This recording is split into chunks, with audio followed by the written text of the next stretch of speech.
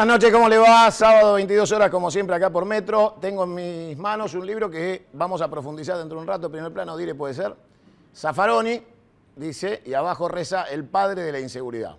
Está de más decirle que yo estoy de acuerdo y por eso tengo este libro en la mano, ¿no? Y aparte lo escribe un amigo, Carlos Arena, con el cual me voy a meter a desgranar hoja por hoja, por lo menos en los contenidos. Le agradezco la dedicatoria que ni leí, pero en un ratito la voy a hacer con él mano a mano.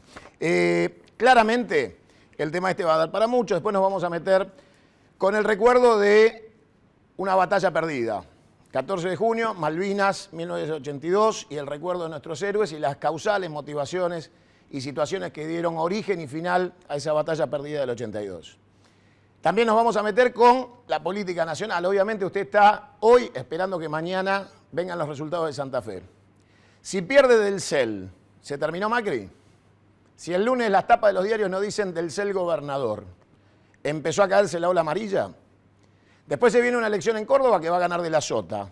¿Festejará por primera vez Sergio Massa o ya se habrá bajado y traicionado al cordobés? Muchas incógnitas para pocos días. La realidad es que lo importante que usted tiene que elegir no se lo dicen, y es qué propone cada uno.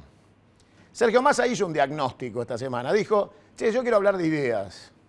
Y como quise hablar de ideas y me metí con dirigentes que quieren contar porotos, me equivoqué y acá estoy, pagando las consecuencias. La realidad es que la autocrítica no lo excusa de su error. De hecho, lo está pagando. Y debería haber aprendido antes, si quería ser presidente o quiere ser presidente, los errores que no debe cometer para hacerlo. Del otro lado, nadie escucha a Macri o a Scioli debatiendo los grandes temas sociales de la Argentina. Y vamos a terminar yendo a votar a ciegas. Usted y yo vamos a tener que ir a elegir una boleta sin saber de qué se trata. Una vez más. Una vez más. Una vez dijo Carlos Menem, si les contaba lo que iba a hacer no me votaban. ¿Usted va a votar así otra vez? Parecería que sí. ¿Alguien sabe qué opina Mauricio Macri del aborto? Por ejemplo, un tema social importante que se expresó en la marcha del Ni Una Menos con fuerte militancia de parte de sectores feministas. ¿Está de acuerdo o en desacuerdo? Scioli, ¿qué opina? ¿Está de acuerdo o en desacuerdo? No sabe usted, ¿no? Yo tampoco. Macri dijo, paguémosle a los fondos buitres. Eso fue en el momento de crisis. El cristinismo, el kirchnerismo dijo, no pagamos nada y acertaron. ¿Se corrigió Macri o sigue opinando igual y cuando sea presidente va a decir que paguemos la diferencia que pudimos evitar? Por el otro lado, la ventaja republicana del macrismo.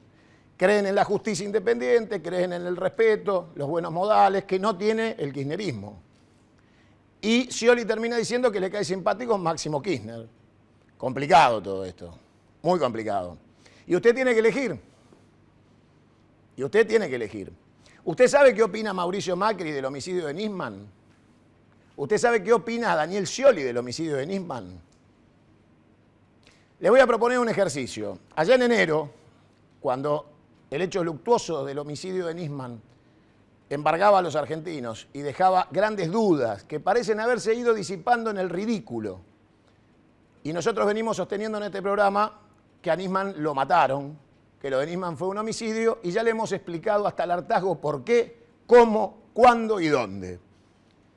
Por lo cual, más allá de los esfuerzos que hace Fein, Mamá Cora, la inútil de la fiscal, está claro que es un homicidio, aunque ella dentro de unos días salga a decir que por íntima convicción y falta de pruebas lo va a tratar de decretar suicidio. Pero alcanza con que yo le haga recordar algunas cosas que ya le contamos para que usted se dé cuenta que tengo razón yo, no Fein. Le voy a pedir al señor director que ponga una foto en pantalla de lo que dijo el delincuente de Lagomersino hace algunas horas. Este bruto delincuente que debería estar detenido desde el primer día, dijo, ¿qué pasa si se la pegó jugando? La teoría de que Nisman ni fue asesinado ni se suicidó.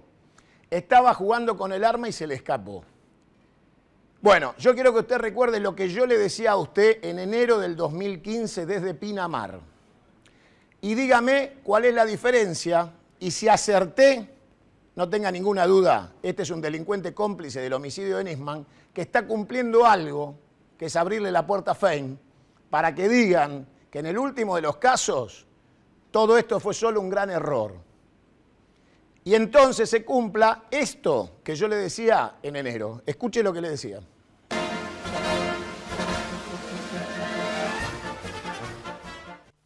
3, hay que aclarar el homicidio. Vos, Cristina, estás igual de convencida que yo que a Nisman lo mataron. Las idiotas explicaciones de Lagomarsino no pueden ser tomadas en serio por la sociedad argentina, y menos por un fiscal, para dar por sentado que acá se terminó todo. Ya enterramos a Nisman, se terminó, no pasa nada, y dentro de un rato la fiscal nos va a querer contar que Nisman ni siquiera se suicidó. Seguro estaba manipulando el arma y se le escapó el tiro. Espere un ratito que le van a contar eso. Bueno, me mira, Arena. Se lo conté en enero del 2015. Era obvio y evidente que esto venía. No había ninguna duda que este era el final. ¿Vio? Se lo dije hace meses atrás. Porque son tan brutos y tan previsibles y tan berretas que con mucho tiempo de antelación uno sabe para dónde van. No necesitamos esperar que se desarrolle el expediente. Porque sabemos que desde el primer minuto en que, ¿cómo le puedo decir al subsecretario de Seguridad de la Nación? Bruto, cómplice, ¿qué le puedo decir? Bernie, vamos a decirle Bernie. El dinosaurio Bernie, desde la Torre Le Parc dijo suicidio. Le pusieron el título y empezaron a construir el relato para desdibujar la figura de Nisman, alejar los fundamentos que daban origen al homicidio, licuar la responsabilidad y que todo esto terminara, si no podían probar un suicidio, en un accidente. Era tan obvio, tan berreta, que se lo dije en enero. En enero le dije que esto iba a pasar. Bueno, pasó. Le pido que escuche otra vez. Le voy a mostrar otra vez la foto y le voy a pedir que escuche otra vez lo que le dije en enero y después saque su conclusión. Después de eso me meto con Arena.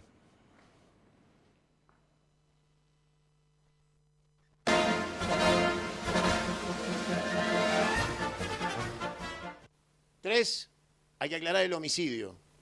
Vos, Cristina, estás igual de convencida que yo que a Nisman lo mataron. Las idiotas explicaciones de Lagomarsino no pueden ser tomadas en serio por la sociedad argentina, y menos por un fiscal, para dar por sentado que acá se terminó todo. Ya enterramos a Nisman, se terminó, no pasa nada, y dentro de un rato la fiscal nos va a querer contar que Nisman ni siquiera se suicidó. Seguro estaba manipulando el arma y se le escapó el tiro. Espere un ratito que le van a contar eso. Zaffaroni, ya de Nisman le pido que me dé unos días y por esta pantalla usted va a ver exactamente cómo fue el homicidio de Nisman. Usted a mí me cree. En pocos días más le muestro cómo fue el homicidio de Nisman. Seguramente a Lagomarsino o al sicario lo va a defender Zaffaroni. Así que me meto con Arena. ¿Cómo le va? Bienvenido. Qué placer verlo, ¿eh? Un gusto verte. ¿Cómo anda? ¿Se imagina a Zaffaroni defendiendo al sicario que mató a Nisman? Y sería un buen defensor, ¿no? Claro.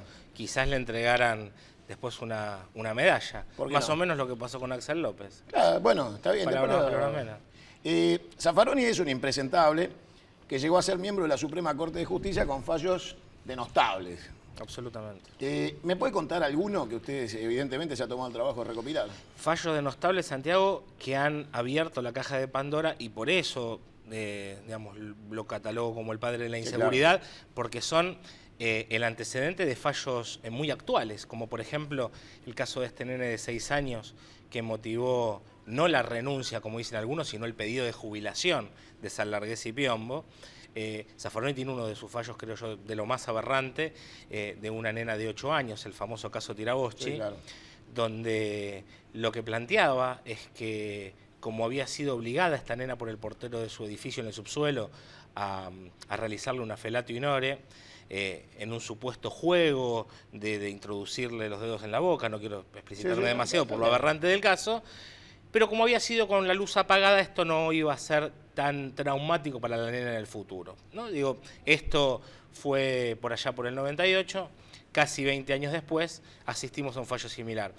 Si tenemos en cuenta lo que pasa hoy con el tema... Sentó jurisprudencia. Seguramente, claro, y además, digamos, es justificación de los fallos actuales. En algún tomo la ley debe estar, ¿no? Sí. Dice Zaffaroni, con la luz apagada, no es abuso. Absolutamente, eso no es abuso. ¿Lo habrán matado a Nisman con la luz apagada? Debe ser un atenuante. Y por ahí es un atenuante, ¿no? Está bien, habría que estudiarlo eso. ¿Sabes quién era la secretaria del juzgado en esa época? Diana Conti. Una perlita, conocida, que te comento.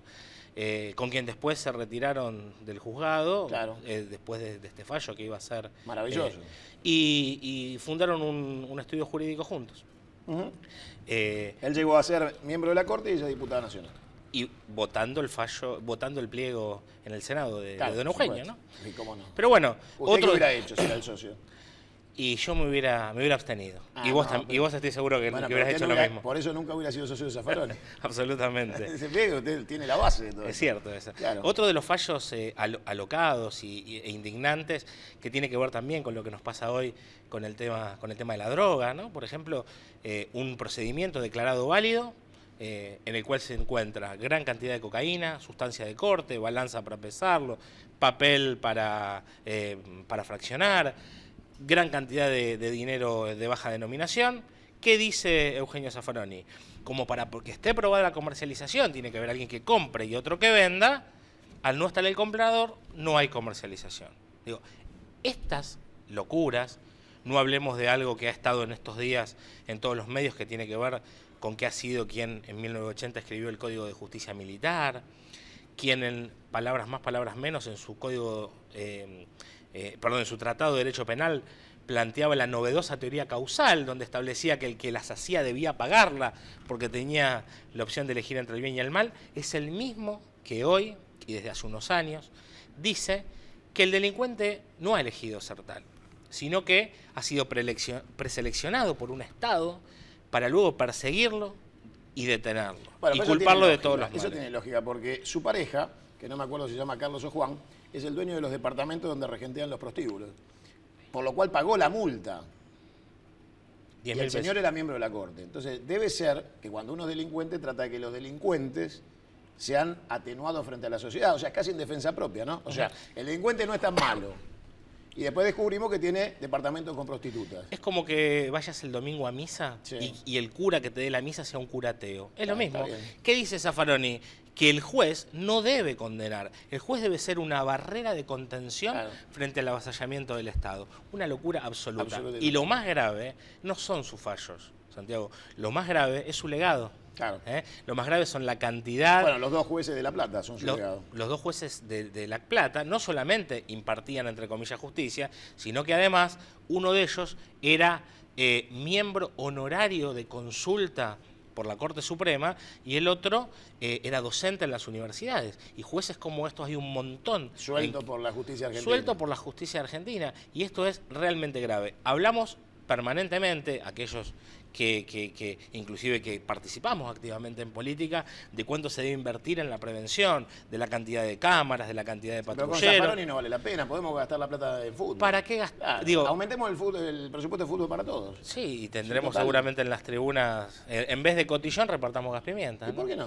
La verdad que digo, gastamos un montón en eso y por otro lado nos dejan los delincuentes libres al otro día. Entonces, Ahora, para sí. hablar de seguridad hay Sí. que hablar de esto también. No, por supuesto. Yo me imagino que este libro que usted escribe se lo puede de alguna manera contestar Berbisky, seguramente, que debe ser la pluma de Zaffaroni, ¿no?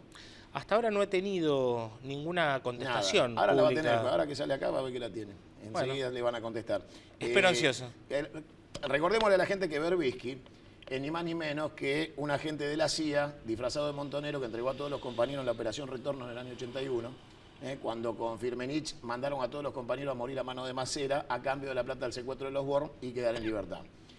Es un señor que tenía su oficina a 50 metros del Círculo Militar en la Plaza San Martín y supuestamente era montonero activista en la década del 70 y sobrevivió. Vio qué maravilla, ¿no? Qué tipo inteligente. Inteligente o traidor, usted saque su conclusión. Nadie sobrevivía en la época de plomo siendo inteligencia de montoneros a 50 metros del Círculo Militar. Berbisky lo logró.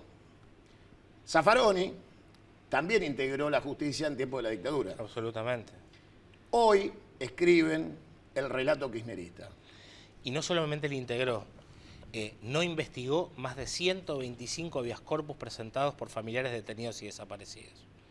Bueno, El ¿sabe caso por de- qué? Yo sé por qué. Porque ninguno lo firmó un Kirchner, ¿o sí?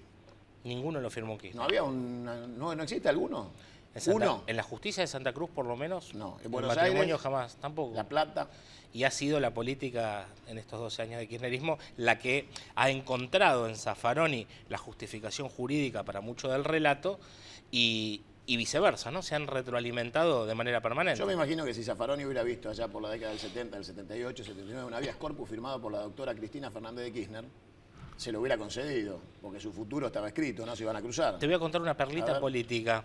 Cuando Kirchner le va a ofrecer a Zaffaroni ser juez de la Corte, lo primero que le pregunta a Zaffaroni cuando ingresa a Olivos es, ¿vos te acordás de mí? ¿Vos me conocés a mí?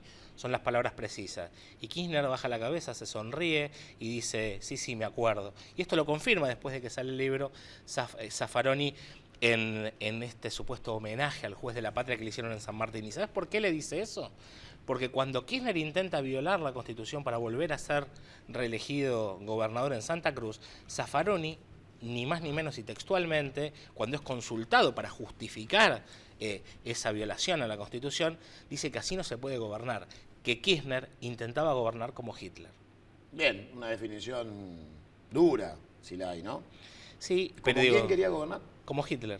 Como Esto Hitler. Es lo que le dijo, lo que decía Zaffaroni cuando pretendía Néstor Kirchner violar la Constitución para poder volver a ser reelecto como gobernador. Y con eso es alguna de las cosas que con alguna de las cosas que te vas a encontrar en el libro. Bueno, ahora la pregunta de todo esto es, Zaffaroni no es el único impresentable delincuente en la justicia, también está Ollarvide. O sea, no nos vamos a quedar solo con el título, ¿no? Acá abajo le podríamos poner y siguen las firmas, como en las sociedades. Le voy a preguntar a nuestra psicóloga de cabecera, ¿qué siente un ciudadano común cuando se cruza con nombres como Zaffaroni o Ollarvide? O sea, ¿cuál es la sensación social de injusticia? ¿Cómo se vive? Bueno, se vive con una falta de fe en las instituciones, falta de fe en las figuras de los gobernantes, en las figuras de autoridad. Principalmente la injusticia lo que genera es una ruptura en los lazos sociales. Y en estos casos, en general, a ver, las leyes son para todos igual. No, eso es mentira. Bueno, es mentira porque no se aplica, pero debiera ser. Cuando hay una figura como esta, que se supone que es un representante de la justicia, que está por fuera de la ley o que puede realizar fallos con argumentación perversa, bueno, estamos ante una justicia perversa. Estamos ante una justicia que no es igual para todos. La justicia es una intelequia, el perverso es el juez. Claro, porque está excluido del conjunto. En la Argentina no hay igualdad desde el momento que los delincuentes tienen más derechos que las víctimas. ¿Sabe y esto es lo que tenemos que cambiar. ¿Preso en la Argentina? En total, 10.000 pesos por mes. ¿Y cuánto le sale al Estado? 10.000 pesos por mes, pero espere que le voy a decir algo. 2.500 pesos le dan a los familiares para que vayan a visitarlo de viático. ¿Le gustó el número? O sea, usted es un delincuente, un chorro, un malviviente, ajeno a la ley y al orden de la sociedad. Cuando va preso le pagan un sueldo y viático a su familia para que lo vaya a visitar. Está bueno, ¿no? ¿Sabe cuánto gana un jubilado, señora? Usted es jubilada. 4.700. ¿Sabes cuánto reciben las víctimas o sus familiares para poder participar en el proceso penal? Nada.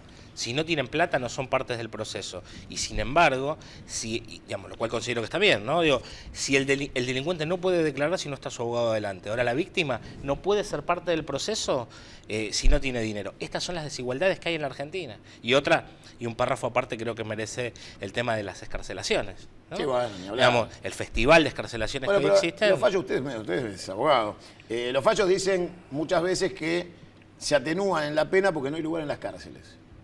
Que como no hay pabellones carcelarios para albergar los delincuentes, entonces la idea es ir tratando de mantenerlos en libertad con alguna excusa porque no tienen servicio penitenciario. Es cierto que las cárceles hoy en la Argentina son escuelas de perfeccionamiento, ¿no? El que entra por un delito menor sale ladrón de banco y el que entra por un robo a un banco sale perfeccionado para robos mayores. Pero esta no debe ser la excusa. Bueno, pero todos salen, está bueno. Claro, en definitiva, en vez de ser un embudo hacia el pico, es un embudo hacia la parte más ancha, ¿no? ¿Zaffaroni era el jefe de batallón militante? No se mostraba como el jefe, pero sí como, digamos, el autor intelectual, por lo menos. Sí sí como, digamos, como el adláter, como, digamos, como la figura a imitar, ¿no? Por los integrantes de batallón militante. Y también los de justicia legítima, otra locura, ¿no? Que existe en la justicia. La policía no puede sindicalizarse. Claro. Ahora, los jueces sí, digamos, forman parte de una agrupación político-jurídica en la cual anticipan los fallos. Una locura. Y esto es lo que a la gente le indigna. Y esto es lo que no nos permite mirar hacia adelante con igualdad. Cada vez que que se firma una excarcelación de manera deliberada, en realidad se está firmando una condena de muerte potencial a cualquiera de los ciudadanos de bien que se levantan a las 6 de la mañana para ir a laburar y se toman el Sarmiento y 2 colectivos. Cuando se le da la libertad a alguien que no la merece, ¿cómo lo recibe eso, doctora? O sea, el delincuente, cuando sabe que recibe el premio de la libertad a pesar de lo que haga, ¿cómo se resociabiliza un delincuente que no paga? Claro, justamente ese es el problema que tenemos, porque no hay un castigo fuerte, entonces no hay forma, no hay ejemplo, digamos, no es ejemplificado. Cuando el delincuente vuelve a la calle, sale de la cárcel, le dan la libertad, estuvo 6 meses, 1 año, vuelve a la calle a circular con condena, vuelve a la calle a circular con condena. Ese señor cuando vuelve a la casa y se encuentra en el ámbito familiar, tuvimos una marcha, ni una menos, hace muy pocos días. Abusos, golpes, hijos, choreo, mano armada, violación. ¿Cómo hacemos para que todo eso se evite si la sensación es que delinquió y salió? Es que ahí está la clave, en lo que ustedes dos plantean. La pena, la sanción, tiene 2 fundamentos. Uno que es la sanción por el hecho cometido a la persona en particular. Pero el más importante que tiene es la ejemplificación hacia el resto de una sociedad. Mirá, si haces esto, te va a pasar esto. Hoy la sensación de la ciudadanía es que no hay frenos inhibitorios. ¿Por qué no voy a hacer? ¿Por qué no voy a delinquir? Sí, ¿Por qué no voy a buscar en 15 minutos obtener lo mismo que el tonto de mi papá o de mi primo que trabaja 2 meses gana menos que yo, que salgo, como dicen hoy, a laburar, a afanar a la calle? Entonces, digo, ¿cuál es el freno inhibitorio que tienen? Si el ejemplo es desastroso. El 3% de los delitos cometidos en la Argentina llegan a una sentencia firme. El 3%, digo, con ese ejemplo, en vez de repartir notebooks, estamos repartiendo armas en los colegios. Ahora, usted como abogado, cuando se enfrenta a esto, ¿qué siente? ¿Que es un boludo porque fue a la universidad? ¿Para qué fui? Me hubiera dedicado al choreo, porque Zaffaroni lo cubría. La verdad es que la educación que gracias a Dios nos dieron nuestros viejos no lo permite y nos obliga a pensar de otra manera, gracias a Dios. ¿Cómo se siente atrás del mostrador cuando va y del otro lado hay un juez Zaffaroni y tiene que presentar un escrito? Me preocupa y mucho por mis hijos y por los hijos de todos nosotros y por nosotros mismos. La verdad es que me levanto todos los días queriendo cambiar las cosas y tomé la decisión de escribir el libro porque la gente tiene que conocer también que existe otra verdad y que somos muchísimos más. Y esto es lo que tenemos que pedirle a la gente, que participe, que nos ayude, porque somos muchísimos más los que queremos vivir en una sociedad distinta. Lamentablemente, Zaffaroni y sus exégetas han tenido un gobierno y todas las instituciones del poder, o muchas de ellas, durante 12 años, inflando esta doctrina que es exclusivamente de laboratorio, no se aplica en ningún lugar del mundo, ni en lugares como Suiza, como Noruega, donde los índices delictivos son 10 veces menores a los nuestros, no se aplica. Sin embargo, buscan aplicarlo en la Argentina y utilizarnos a todos nosotros como conejillos de India. ¿Cuál era la frutilla del postre que pretendía Zaffaroni? El Código Penal, la reforma del Código Penal. Y un ejemplo de esta locura, 2 ejemplos. Se eliminaba la figura de la reincidencia. Delinquir por primera vez o por 10ª era lo mismo. Y la segunda, de extrema actualidad, tuvimos la semana pasada una marcha multitudinaria por el Nunca Menos. Muchos de esos que tenían el cartelito en la mano en Twitter o en el Facebook acompañaban el código de Zaffaroni, muchos diputados inclusive, y ¿sabés qué decía esa reforma del código? Eliminaba la figura del femicidio. Eliminaba la figura del femicidio. Entonces en Argentina hay que terminar hay que terminar con el doble discurso. Hay que terminar con el doble discurso y desenmascarar a aquellos que quieren una sociedad distinta, donde reine el caos, donde reine la inequidad, donde reine la no educación, para de esa manera tener más sometido un pueblo. Porque un pueblo que tiene miedo se encierra en su casa y no sale a reclamar por sus derechos. Y eso es lo que buscan. Si le cambio el nombre y le digo que cayó en el juzgado de Ollarvide, creo que no sería muy distinto el libro, ¿no? Más o menos, ¿no? Pero ahí en realidad me parece que ni siquiera hay construcción doctrinaria, ni siquiera se han tomado el trabajo... Pero hay una jacuzzi bárbaro, ¿eh? O sea, tiene, siquiera... sí, olvídese, tenía de todo lo que usted quiera.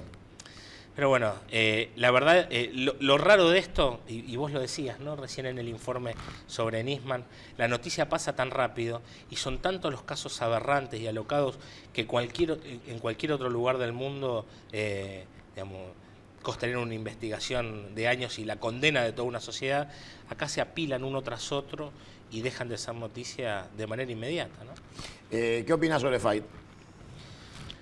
Tengo la suerte de conocer, porque es vecina de mi distrito, de Vicente López, a Graciela, su hija, con la quien hemos trabajado mucho en materia de adopción de mascotas. Ella labura mucho en ese tema. Y la verdad me parece una familia recta, bárbara, de aquellas que son ejemplo en la Argentina. Y los chinos lo dicen muy clarito, sin profundizar. Una sociedad que no cuida a sus mayores no tiene destino. Yo sé de Fight que no tenía prostíbulo como Zaffaroni. Eso seguro, estoy absolutamente seguro. No creo que puedan encontrarle en el archivo, como dice Real, ¿no? Claro. No creo que puedan encontrarle en el archivo ningún fallo escandaloso. Y sin embargo ha mantenido siempre una línea. Quizás esa sea su condena. ¿Va a ser candidato en Vicente López? Voy a ser candidato a intendente en Vicente López por el Frente Renovador. ¿Cómo se ve? Elecciones. Porque ahí está Jorge Macri y salió a la cancha del japonés García. Bien. Creo que tenemos digamos, que aquello que planteamos y aquello que tenemos ganas de cambiar las cosas, involucrarnos en la política. Yo milito desde hace muchos años, no lo oculto, al contrario, estoy orgulloso de ello. Y creo que en Vicente López hay un gobierno hoy municipal que tiene muchas deudas pendientes con el municipio. Eso ha de alguna manera... ¿No quieren incluirse a la capital? Porque ya que le mandan el Metrobús, ¿los incluyen a la capital o gobierna Mauricio en vez de Jorge? Justamente, ¿no? Lo que los vecinos de Vicente López queremos es vivir en nuestro distrito y con nuestra idiosincrasia. Si no, nos hubiéramos mudado a Belgrano. No, está bien. Y frente a esa inacción o a esas cosas que están mal, el exintendente, quien fue intendente durante 24 años, vuelve al ruedo y los vecinos van a tener la posibilidad, que quieren cambiar, de mirar hacia atrás con nostalgia o buscar un camino hacia adelante con un proyecto, digamos, joven, con ideas y con mucha fuerza, de aquellos que conocemos el distrito y sentimos que tenemos la fuerza para poder colaborar para cambiarlo. ¿Va a ser candidato con Massa o sin Massa? No, va a ser Sergio Massa candidato a presidente. Seguro, me lo aseguro, me queda grabado todo esto. Mire, sin plagiar, como le decía el otro día en la radio, a una vieja propaganda de una panificadora, yo, Carlos Arena, se lo garantizo. Bueno, entonces esperamos el resultado final. Gracias por el libro. Gracias por la invitación, un gusto estar acá. Le recomiendo a Carlos Arena, a usted que está en Vicente López, pues buen tipo. Lo de Zaffaroni, un éxito de librería seguro, porque son muchos más los argentinos honestos que los delincuentes que lo acompañan. Espero la crítica. Con todo gusto, seguro. Gracias, Arena. Me voy del otro lado al recuerdo de Malvinas. ¿Cómo le va? ¿Cómo ¿Todo estás? bien? ¿Vio qué libro? Fantástico. Cómprelo, Da para leerlo. Se lo recomiendo. Seguramente lo va a ayudar a usted, como historiador, a ponerle un pedazo más a ese libro que debe estar escribiendo usted también, ¿no? Ahora, te amargás escuchándolo, pero está bien que salga a la luz esto. Obviamente. Yo todo lo que te escuché hoy es simplemente lo que nos está ocurriendo. O sea, no es que no te veo inventando la pólvora, sino diciendo esto, las cosas como son. Sí, acá no solemos inventar nada. O sea, somos nada más que narradores de una realidad de los argentinos. Ahora, yendo allá en el tiempo, a junio del 82, eran muchas las causales, algunas obvias y otras no tanto, que iban a llevar a una rendición no querida y sufrida por todos nosotros durante todo este larguísimo tiempo. Sí. El homenaje, obviamente, a todos nuestros héroes, ¿no? Y mártires, porque los héroes están vivos y los mártires en Darwin esperando. Y tenemos 649 ahí guardianes en la turba y en el mar del Atlántico Sur, esperando que alguna vez tengamos un acto de dignidad. Pero bueno, llevamos 30 años de desmalvinización, que comenzó a partir del 14 de junio. ¿Desmalvinización, los actos de Cristina no sirven para esto? Cuando hace actos, el museo. Yo creo que si vos no tenés una política de defensa en serio y no estás reequipando tus Fuerzas Armadas y no se plantean que hay hipótesis y conflictos y que hay conflictos reales, no hay política de defensa. ¿Usted sabe que Milani gasta 568 millones en inteligencia?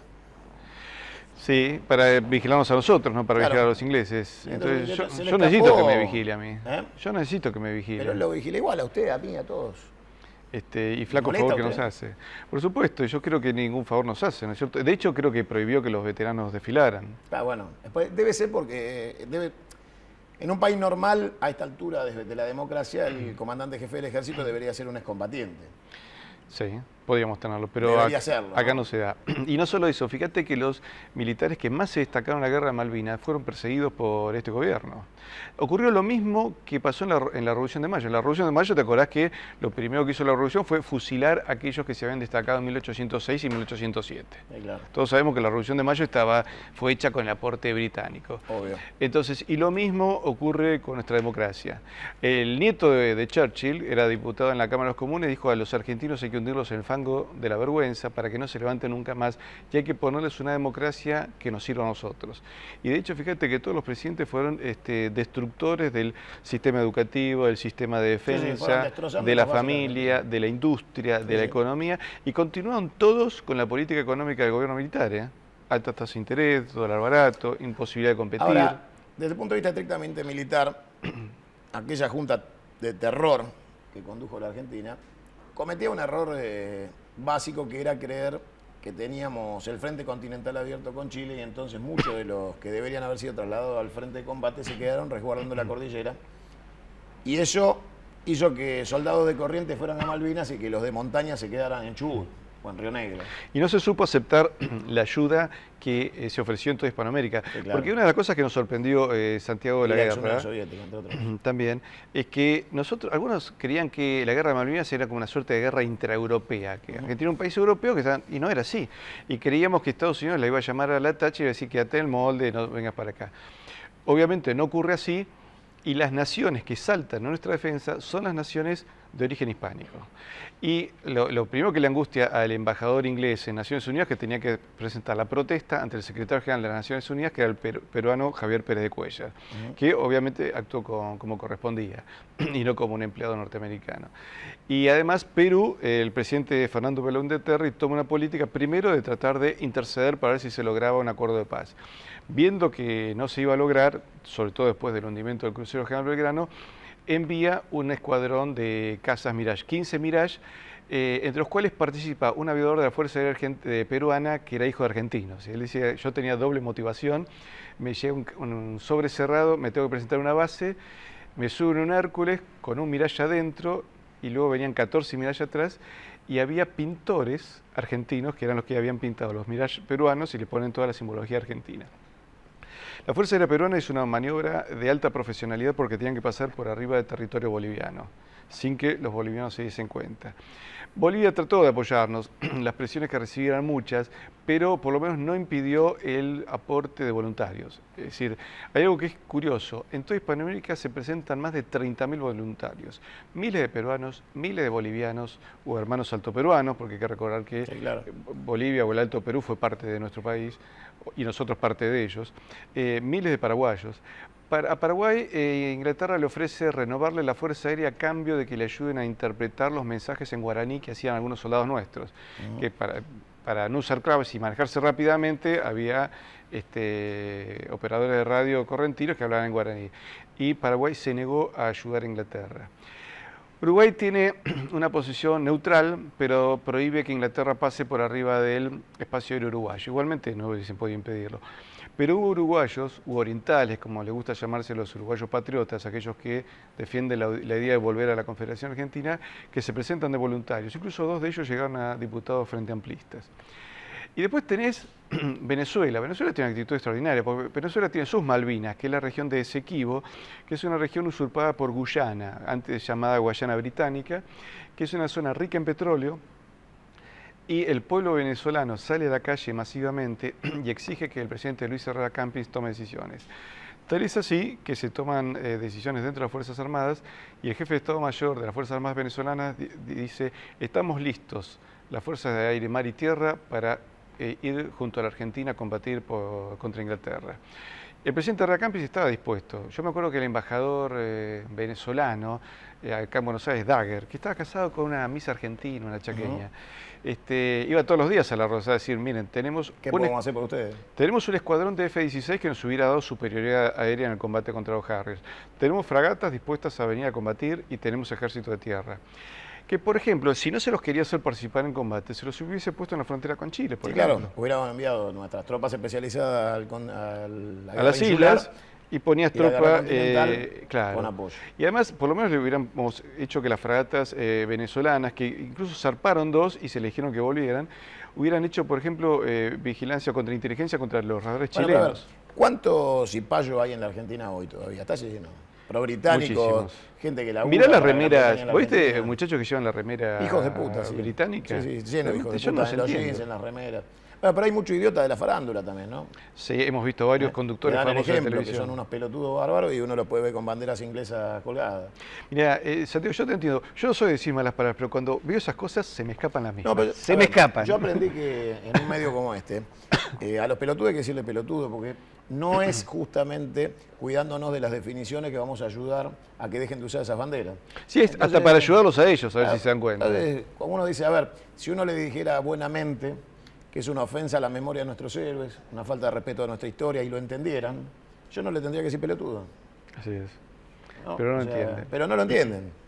O sea, pareciera que esa reivindicación, muchos argentinos creen que la crisis argentina es económica y no moral. Entonces estamos atados al círculo vicioso de la historia de repetir nuestro triste pasado, que es que el argentino cree que una vez cada 10 años le va mejor económicamente y que eso es la Argentina potencia. Pero está basada en esto, en la inmoralidad de los jueces, Sí. en la corrupción de la política.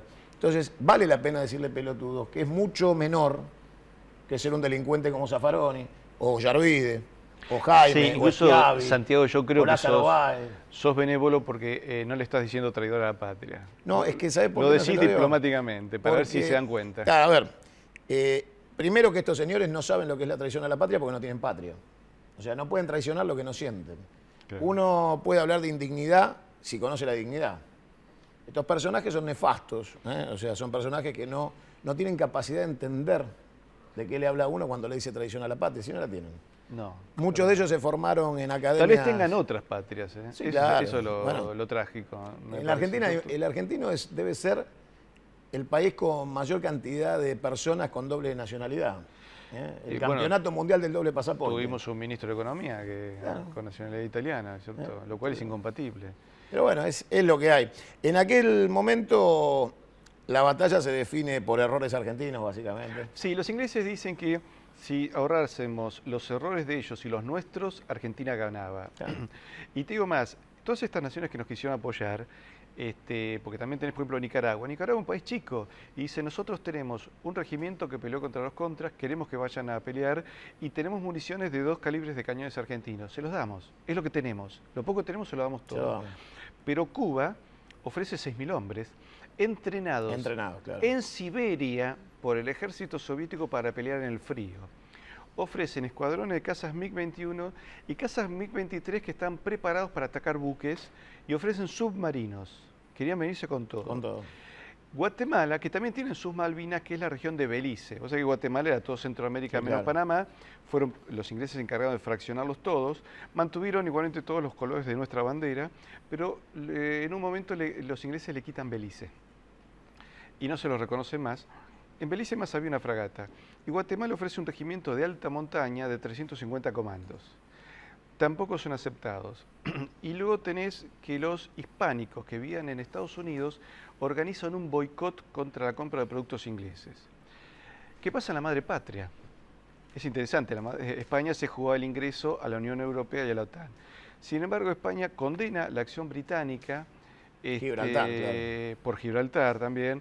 La Thatcher se sorprende de la actitud española, plantea la idea, no se sabe si en serio o en broma, de bombardear Madrid, pero España condena esa acción y nos manda la información sobre cómo funcionaban los Harriers embarcados, porque ellos también tienen Harriers en su aviación naval. Claro.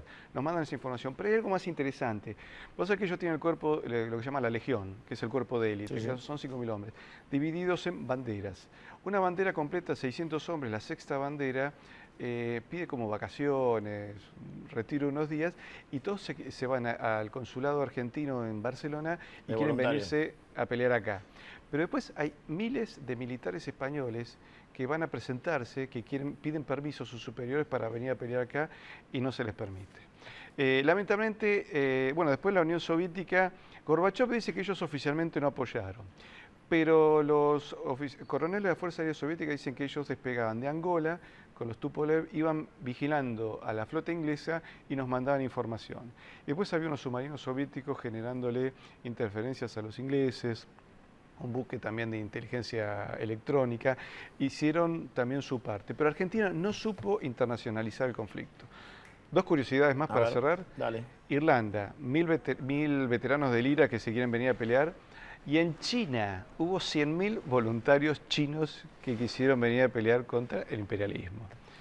Pero en realidad el gobierno militar argentino no tuvo visión de internacionalizar el conflicto, de ver cómo se podía aprovechar todo eso, porque si vos, aunque si haces presencia de esas Fuerzas Armadas en el país o en el continente, generas una presión. Primero sobre Chile, que cometió el error de apoyarlos.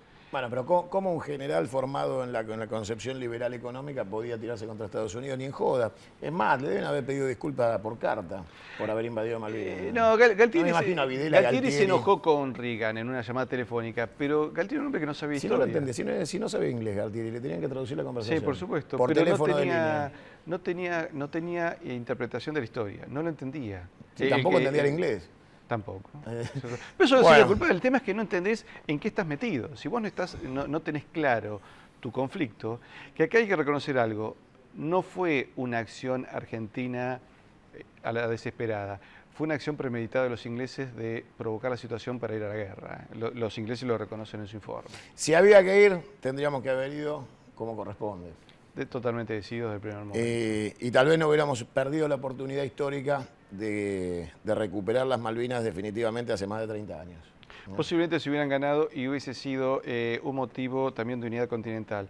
En eso hay un trabajo del diputado Mario Cafiero que él dice: nosotros tenemos que buscar las naciones que formaban parte del Virreinato del Río de la Plata y de Lima y todos juntos hacer el reclamo como un elemento, como una causa de unidad continental. Sí, y yo voy a cerrar esto como siempre sin hipocresía.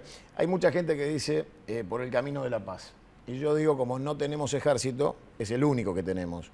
Pero en algo no se equivocan los ingleses, los argentinos bien nacidos. Si tuviéramos cómo, las iríamos a buscar. Por supuesto. Gracias. Gracias a vos. Me voy del otro lado porque me meto también en la política más territorial. ¿Cómo le va, Frigerio? ¿Bien? ¿Cómo anda? Santiago. Placer saludarlo. ¿Todo en orden? Bien, todo muy bien.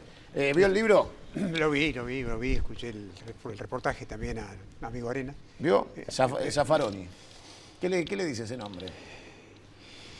Me habla de la ausencia de justicia en la Argentina, básicamente, de la posibilidad de que haya jueces carentes de las condiciones morales indispensables para ejercer la judicatura. Me habla de un país en crisis, básicamente. Es un testimonio fehaciente de un país en crisis. ¿Y sobre Malvinas, qué recuerdo le trae? Lo escuchaba recién, lo que se estaba conversando con... Lo primero, un sentimiento de dolor, porque estos testimonios advierten sobre el vasto apoyo internacional que tenía la Argentina para la causa de Malvinas.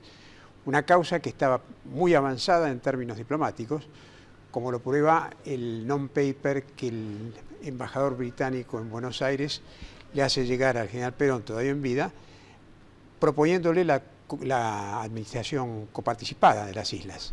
Es decir, los esfuerzos diplomáticos y por supuesto también la capacidad militar que entonces teníamos, que actuaba como factor de presión, hoy no tenemos Fuerzas Armadas, habían llevado a Gran Bretaña a la conclusión de que era bueno negociar una transferencia acordada de la soberanía.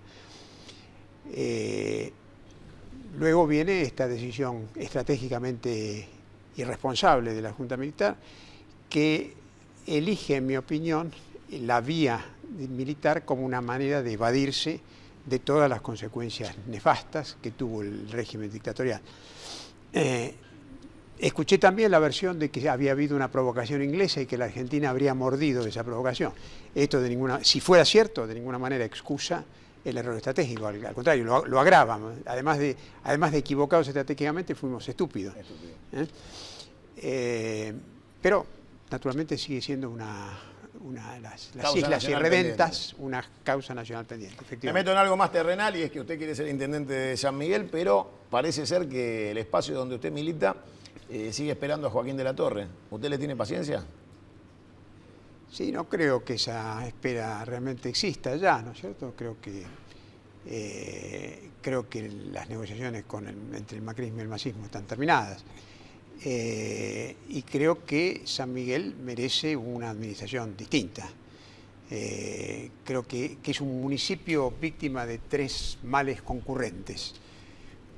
Una administración municipal, la de La Torre, mediocre y salpicada de hechos de corrupción, como por ejemplo el tema de los parquímetros de la avenida General Perón, para dar uno de decenas. Una administración provincial que es seguramente el peor gobierno de la provincia de Buenos Aires que se haya tenido nunca desde el 83 hasta ahora, donde no es que haya una mala gestión, hay una ausencia absoluta de gestión. Hay un gobernador que se empeña como único objetivo en la publicidad y en los negocios.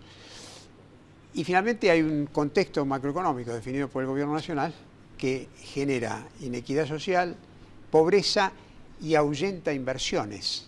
Digo que San Miguel sufre todo este conjunto de infortunios y se ha generalizado la pobreza, no se han hecho las obras de infraestructura indispensables, se carece de un plan rector que marque un rumbo de acción de gobierno y se está emigrando en términos de la condición social y económica hacia los municipios del oeste y no hacia lo que podrían ser objetivos realistas, que son los municipios del norte. Ahora, en este esquema usted no tiene miedo que lo esté viendo, no sé, alguno del PRO diga, no lo critiques a Joaquín que lo queremos de vicegobernador de la Vidal. Sí, repito, tanto por información como por percepción política, creo que se trata de una gestión terminada, la de negociar con el masismo. Y creo que lo que hay que proponerse ahora es ganar la elección y cambiar esta realidad que San Miguel lo merece, ciertamente. Del otro lado, más allá de Joaquín de la Torre, va a estar el Frente para la Victoria. O sea que usted tiene 3/3, una pelea de 3 es esta. Sí, Truco gallo. ahí se va a plantear una situación de interés, porque yo, por el candidato previsible del Frente para la Victoria, que es Franco Laporta, yo tengo afecto y tengo estima personal y política. O sea, se lleva mejor con el candidato del Frente para la Victoria que con sí, de la Torre.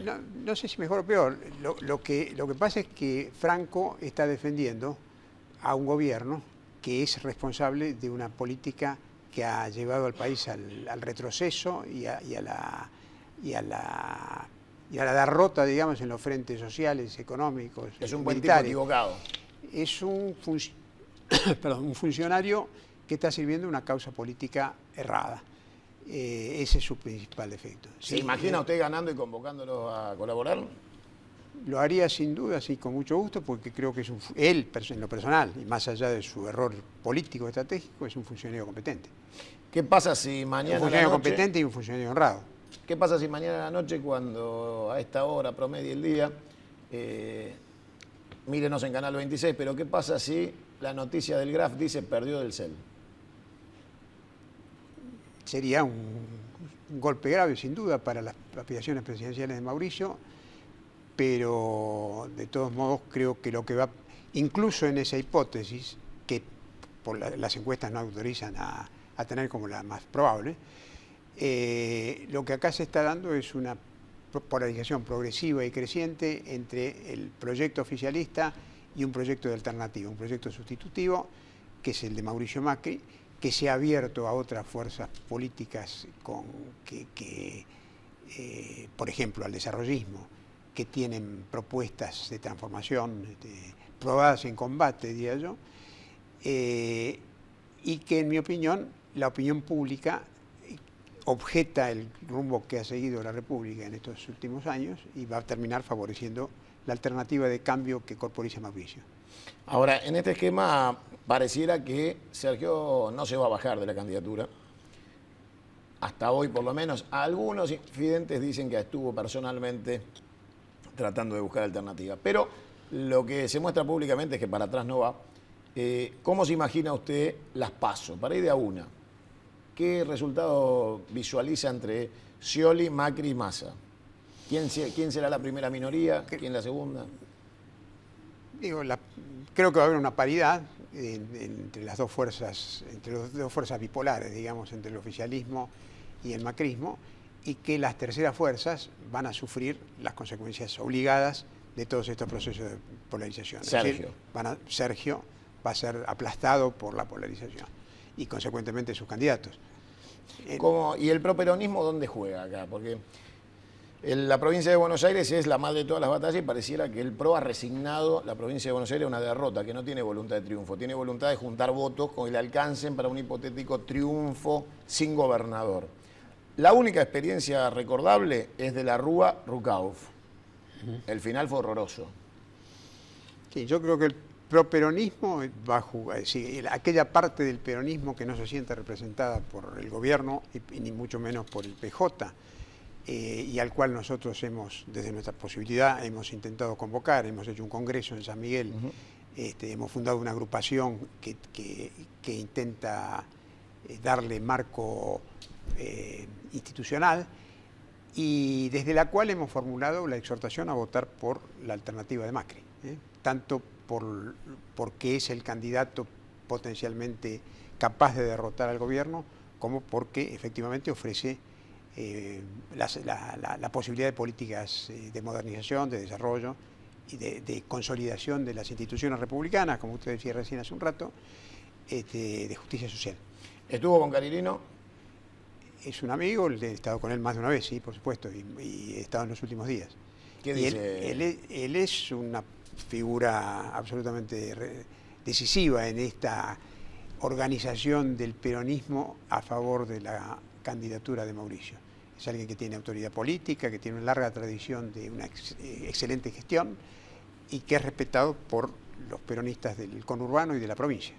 Yo entre ellos. Usted entre ellos. ¿Y Momo Venegas? Otro peronista.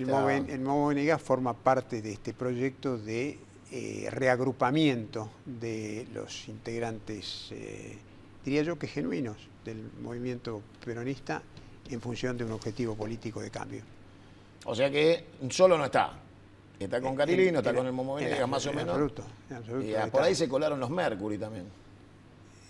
Los Mercury también, los por supuesto. Pelado, dando vuelta por ahí. Es una familia de larga tradición peronista, sí, claro, que tiene prestigio y que tiene convocatoria. ¿Usted cree que Macri va a ser presidente? Yo creo que Macri va a ser presidente. ¿Y cómo va a gobernar en contra de un kirchnerismo con mayorías parlamentarias y gobernando la provincia de Buenos Aires? La Argentina es un país presidencialista, por definición, donde el ejercicio del Poder Ejecutivo tiene la posibilidad de utilizar recursos múltiples, con lo cual es incluso sobreponerse a estos defectos de mayoría parlamentaria. Y si hay alguien que prueba esa posibilidad es naturalmente el propio kirchnerismo, que fue gobierno con el 22% de los votos. Sí, pero usted me va a tener que reconocer que Macri no es justamente un desdecho de virtudes de liderazgo como se le atribuyen a Kirchner o a Alfonsín o a Menem. O sea, tiene un estilo distinto. ¿Usted cree que con ese estilo alcanza? Yo creo que son efectivamente estilos distintos, pero los estilos hay que juzgarlos por las consecuencias, por los efectos prácticos. Y lo cierto es que Macri es un ganador de elecciones. ¿A usted no le asusta que usen la palabra puro? Porque cuando hablan de pureza se asemejan a mediados del siglo XX en las peores experiencias políticas de la historia. En estos temas electorales creo que hay que distinguir entre la realidad y la retórica electoral. Y pero la tienen que cuidar. Es posible. Yo ciertamente no estoy de acuerdo, pero creo que lo que está haciendo Macri, esta apertura hacia el peronismo y hacia el radicalismo, advierte de la comprensión que hay de que no solamente es necesario ganar, y para ganar se necesitan estos aportes, sino es necesario gobernar, y para gobernar una Argentina a la que es necesario cambiar, es indispensable ser cabeza de un vasto frente que reúna a sectores sociales de distinto carácter y a grupos políticos de distinto color. Le dejo la cámara para que le hable al sanmiguelense y dígale por qué lo tiene que votar. San Miguel, como decíamos, se enfrenta a problemas que tienen que ver con un mal gobierno nacional, con una pésima administración provincial y también con una administración municipal que ha agravado los problemas de contexto. Nosotros le pedimos al sanmiguelense que nos vote porque tenemos experiencia de gobierno, estamos en condiciones de representar no solamente el peronismo, sino todos los sectores independientes y de otros colores políticos, y proponemos un San Miguel distinto, un San Miguel que, como decíamos hace un rato, mire como ejemplo a los municipios del norte y no siga derrapando hacia la realidad social cada vez más grave y cada vez más inaceptable del oeste del conurbano. Frigerio, muchas gracias por estar, como siempre. Empezamos con un recuerdo que le voy a pedir al director que retome para irnos, y es que quiero volver a pasar lo que dijo Lagomarsino y lo que yo les dije en enero del 2015. Le voy a pedir al director que retomemos esa imagen. El delincuente de Lagomarsino dijo esto: debería estar preso hace meses por el homicidio de Nisman. Está libre porque Fein le garantiza impunidad, que es la que necesita para cerrar la causa como suicidio, que es lo que le pidieron. Como no le da para cerrarla como suicidio, Lagomarsino le tira una ayuda y le ofrece esta nueva variante, que fue un accidente. Les pido que escuchen otra vez lo que les dije en enero del 2015. Vamos a ir con el tape y volvemos para despedirnos.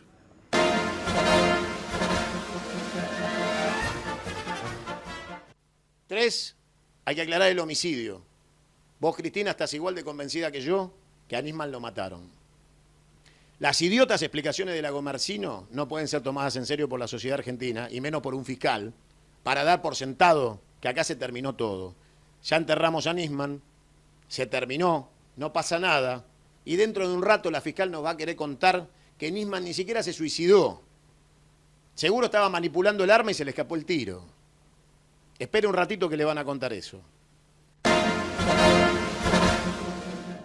Bueno, y ya nos vamos, quedó claro, ¿no? Se lo avisé en enero que era obvio y evidente que los berretas mamarrachos que llevan adelante la impunidad del caso Nisman iban a salir con esto.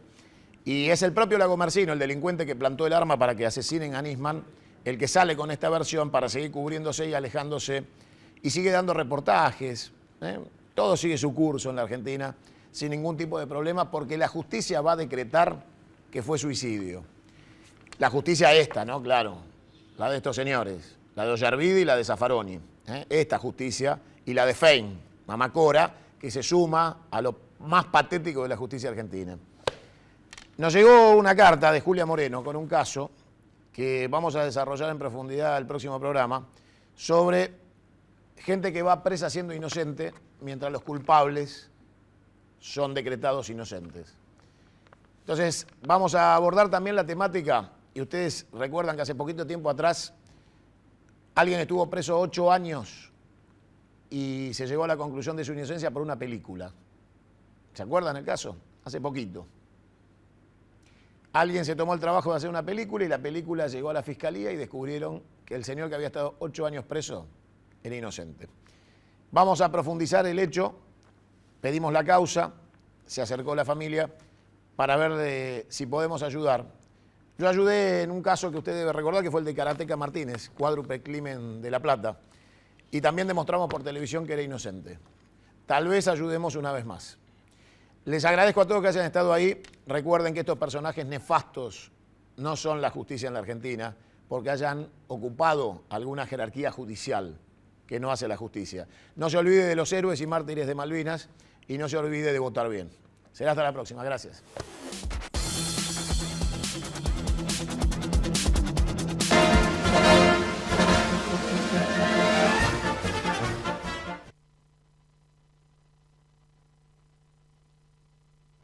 Crecer es brindar oportunidades.